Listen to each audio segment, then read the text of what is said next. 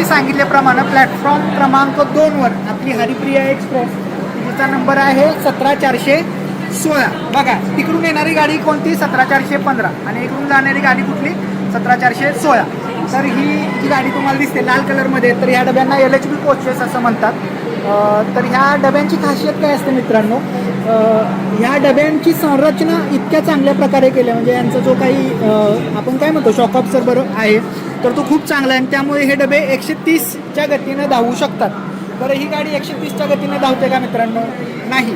या गाडीला डिस्टन्स किती कव्हर करायचं आहे? 905 किलोमीटर, म्हणजे कोल्हापूरहून तिरुपतीपर्यंत. आणि त्यासाठी ही किती वेळ घेते?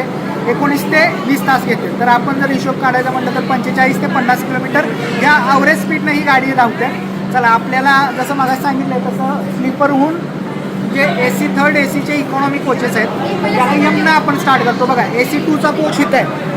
AC 1 म्हणजे H जे आहे, H जो आहे तो AC 1चा कोच. हे जे असतात ते AC 2चे कोच. आणि नॉर्मली AC 3 जे असतात, AC 3, तर ते नॉर्मल AC 3 कोच. आणि हा जो आहे तो आपला यम म्हणजे AC इकॉनॉमी कोच. तर M1मध्ये आपल्याला जागा मिळालेली आहे.